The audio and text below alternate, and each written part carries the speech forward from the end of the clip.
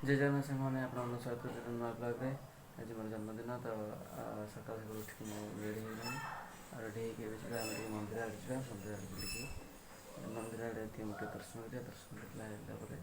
ଘରକୁ ଆସିବା ଘରକୁ ଆସିକି ଖାଇବା ଆଉ ଗହଳି ଆଜି ବହୁତ ଗହଳି କେତେ ଲୋକ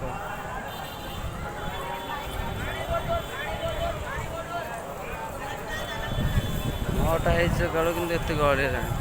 ମାନେ ଆହୁରି ପୁଣି ଦିନଟା ଅଛି ଆଜି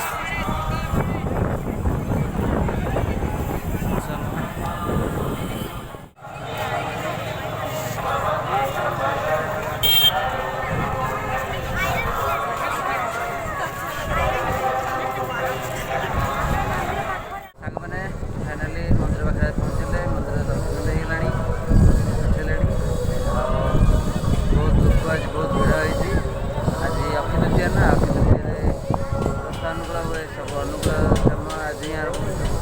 ତ ବହୁତ ଭକ୍ତ ବହୁତ ଲୋକ ଆସିଥିଲେ ମୁଁ ପଛପଟେ ଦେଖିପାରୁଥିବେ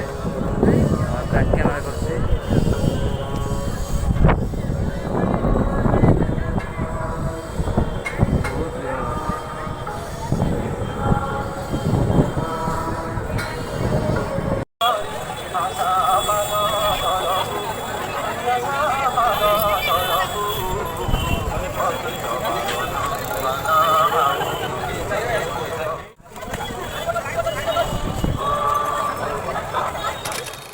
ଦର୍ଶନ ସରିଗଲା ଏବେ ଘରକୁ ଯିବା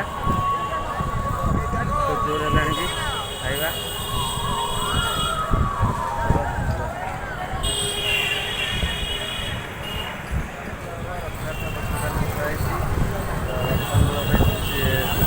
ଛୁଟି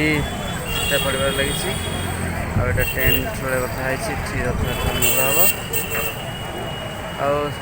ମହାପ୍ରଭୁଙ୍କର ରଥ ଆଜିଠାରୁ ରଥକାମ ଆରମ୍ଭ ହେବ ଷ୍ଟାର୍ଟ କରାଯିବ ତ ସବୁ କାଠକୁ ଆସି ପହଞ୍ଚିଛି ଦେଖିବା ଆପଣ